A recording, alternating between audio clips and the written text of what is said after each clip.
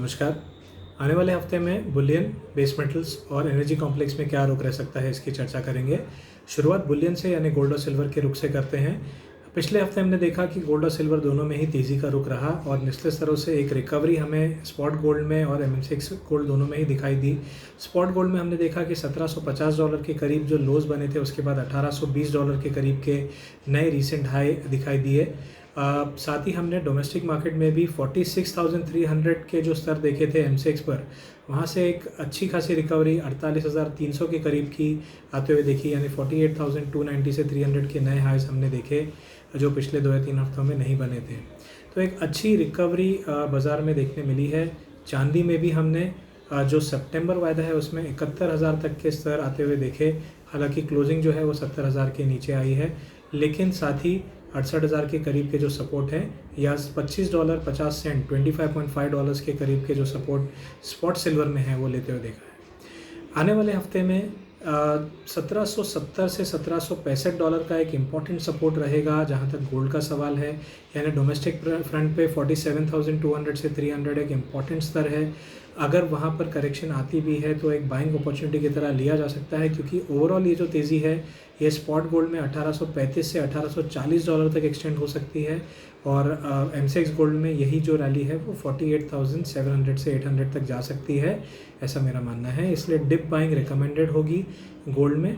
वहीं चांदी में भी हम देखेंगे कि 68,000 से 69,000 का जो सपोर्ट जोन है वो इम्पॉर्टेंट होगा और 69,000 के नीचे अगर दाम फिसलते भी हैं तो ज़्यादा सस्टेन होने की पॉसिबिलिटी कम है और अपसाइड में हमें दोबारा 71,000 तक जाने की संभावना दिख रही है, यानी स्पॉट सिल्वर जो है वो $26.8 तक जा सकता है।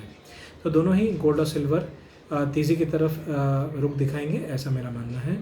वहीं बेस मेटल्स की बात करें तो हमने कॉपर में और जिंक और निकल तीनों में ही काफ़ी शानदार तेज़ी आते हुए देखी। कॉपर ने लगभग 3 हफ्ते की ऊंचाई छुई है 742 के आसपास, हालांकि क्लोजिंग 735 के करीब थी। वहीं हमने निकल में 1400 के ऊपर की क्लोजिंग आते हुए देखी है डोमेस्टिक मार्केट्स में। तो जहां हमने 1160 के स्तर 2 महीने पहले देखे थे, वहां से काफ़ी बढ़िया रिकवरी आते हुए दिखी है निकल में, और जिंक में भी करीबन 242 के ऊपर की क्लोजिंग आते हुए देखी है। आने वाले हफ्ते में ऐसा लगता है कि कॉपर में ये जो तेज़ी आ रही है ये जारी रहेगी। हालांकि डिप काफ़ी शार्प हो सकती है, क्योंकि हमने देखा है कि 735 से 725 तक भी डिप आती है या 717 तक आ जाती है, उसके बाद एक उछाल देखने मिलता है। तो ये दौर जारी रहेगा, यानी काफ़ी डीप कट्स हमें प्राइजेस में दिख सकते हैं, लेकिन डिप पे बाइंग की जा सकती है 745 और उसके बाद 756 के टारगेट के लिए आने वाले एक हफ्ते में। वहीं निकल की बात करूं तो मेरा मानना है कि 1350 का जो स्तर की बात कर रहे थे, जो एक रेजिस्टेंस था और अब सपोर्ट है, काफ़ी नीटली लिया है, क्योंकि रिसेंट लो 1350 के ही थे, वहाँ से 1400 के ऊपर की क्लोजिंग आई है। तो हर डिप पे एक तेज़ी का रुझान देखने मिलेगा। 1370 तक एक डिप रूल आउट नहीं कर सकते, लेकिन वहाँ से तेज़ी की जा सकती है या बाइंग पोजीशन बनाई जा सकती है 1425 और उसके बाद 1460 के लेवल के लिए। वहीं जिंक में भी हमने 230 के नीचे के आसपास के स्तर से काफ़ी एक बढ़िया रिकवरी देखी है और 242 का जो ऑल टाइम हाई है उसके आसपास क्लोजिंग देखी है। तो ऐसा मेरा मानना है कि 245 का एक इमीडिएट लेवल होगा जो छू जाएगा बाज़ार अगले हफ्ते, और वो अगर निकल गया तो 251 से 252 के स्तर हमें जिंक में दिखाई दे सकते हैं। यानी ऑन द होल तेज़ी का रुख दोबारा बेस मेटल्स में आ चुका है, ऐसा मेरा मानना है। वहीं अब रुक करते हैं एनर्जी कॉम्प्लेक्स का। तो हमने क्रूड ऑयल में जो एक लक्ष्य दिया था 5,730 से 5,740, लगभग परफेक्टली वो हाइज बने हैं।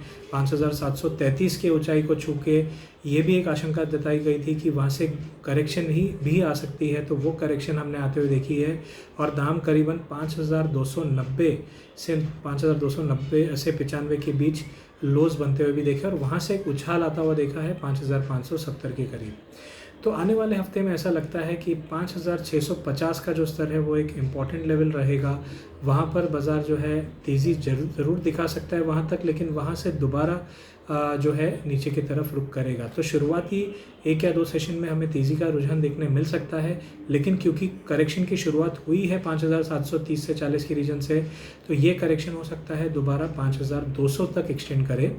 इसलिए उछाल पे फिलहाल बिकवाली कर सकते हैं 5650 के करीब, और डाउनसाइड में 2 इंपॉर्टेंट लेवल होंगे 5400 के और उसके बाद 5200 के।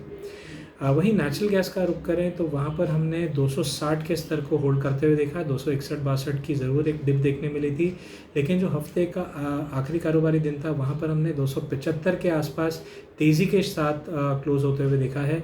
285 हालांकि जो हमारा एक इमीडिएट बैरियर था वो नहीं निकाल पाया, ऐसा लगता है आने वाले समय में वो निकाल देगा। इस वजह से जो क्लोजिंग आई है वो काफ़ी एक डिसेंट क्लोज है। 261 के लोज थे, उसके बाद 275 का क्लोज आया है। आने वाले समय में अगर 285 का स्तर निकल जाता है तो 298, 302 ये स्तर देखने मिल सकते हैं, जो आने की संभावना अच्छी है, ऐसा मेरा मानना है। तो ये था एक ब्यौरा कि आने वाले हफ्ते में नॉन एग्री काउंटर्स यानी प्रेशियस मेटल्स, बेस मेटल्स और एनर्जी कॉम्प्लेक्स में क्या रुख रह सकता है। धन्यवाद।